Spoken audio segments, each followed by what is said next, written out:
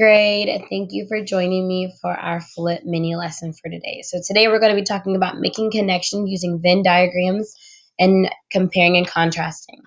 So making connections between books and their visual representations will help you understand that movies are not always depicted exactly as described in the book. The experience from reading a book and forming your own interpretations can be different from watching the video representation. And so yesterday we had our sticky session and we went over our vocabulary terms, and today we're just going to go briefly over those terms. So yesterday we talked about theme, and theme is the message or lesson that the author wants you to take away from the story. And that's asking, what did the characters learn? How did the characters grow?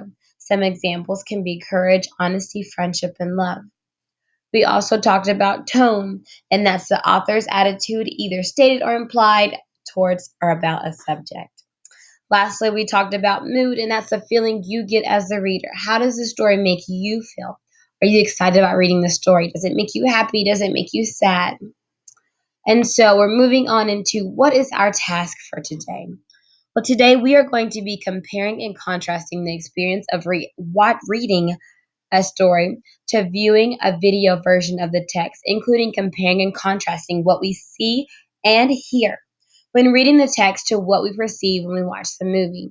It's important to be able to connect two representations of the same work by comparing and contrasting.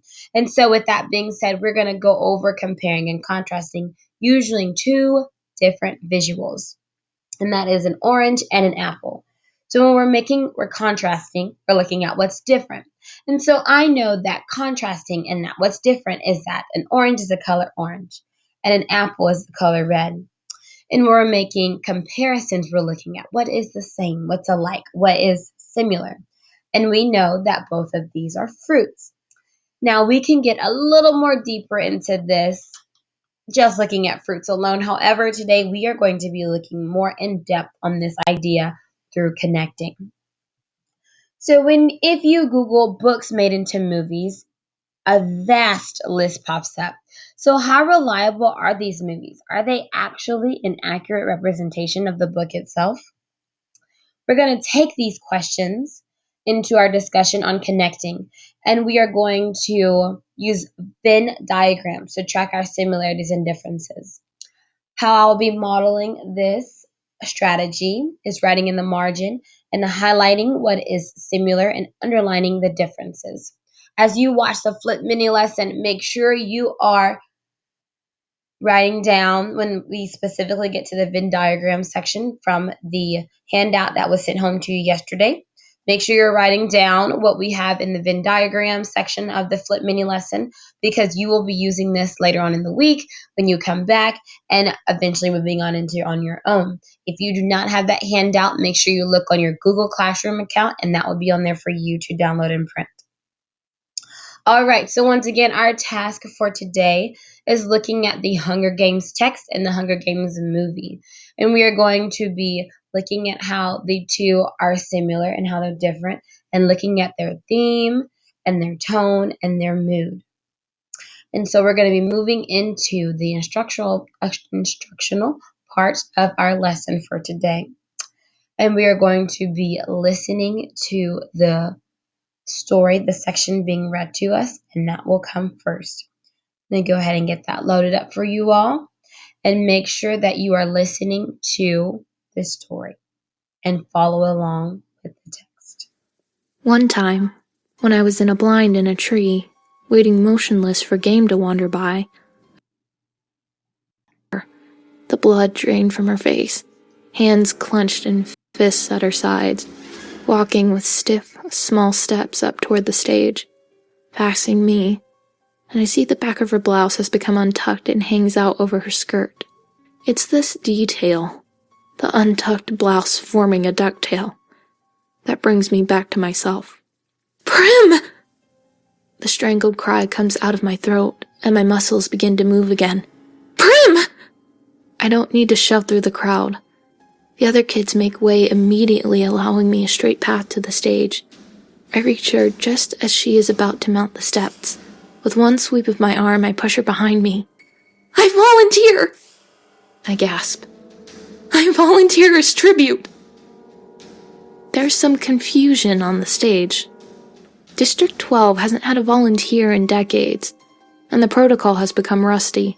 The rule is that once a tribute's name has been pulled from the ball, another eligible boy, if a boy's name has been read, or girl, if a girl's name has been read, can step forward to take his or her place.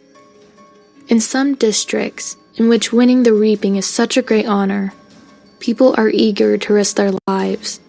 The volunteering is complicated.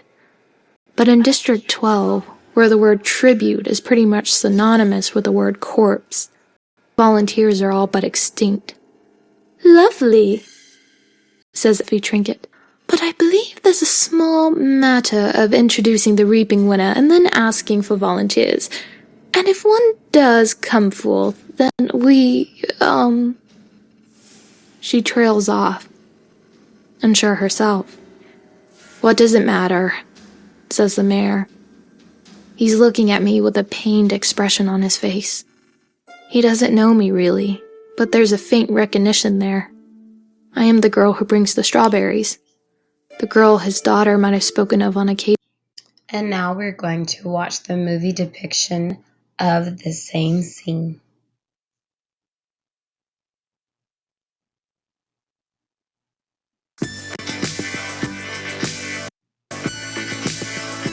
But not without an ad. All right, and here we go. Primrose Everdeen.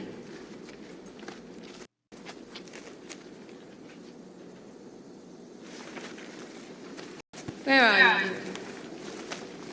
Come on up. Well, come on up.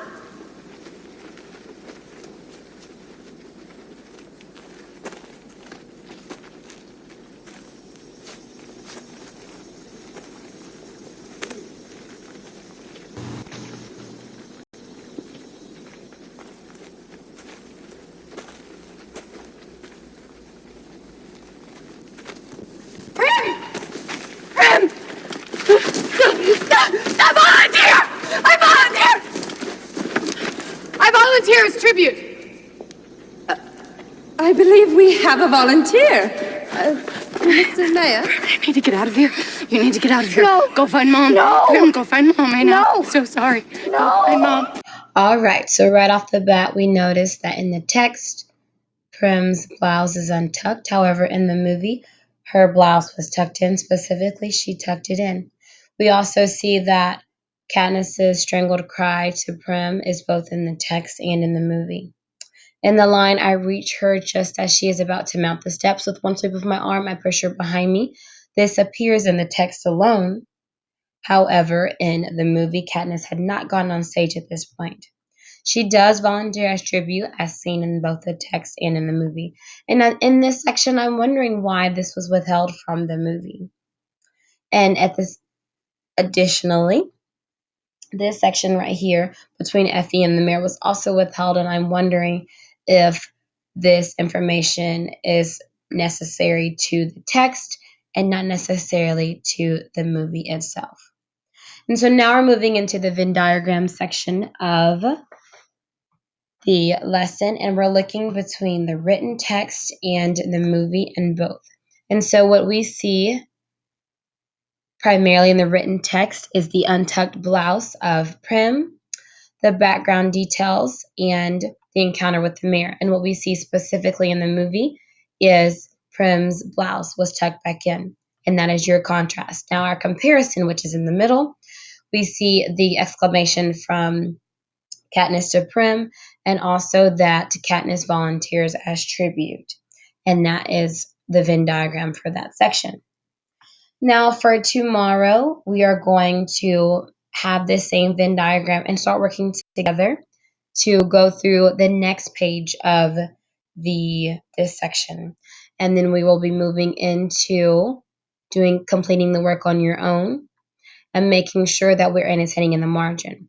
Now make sure you bring this Venn diagram in with you tomorrow for class, and there could potentially be a quiz. So I hope that you paid attention during the flip mini lesson, and feel free to go back through as needed.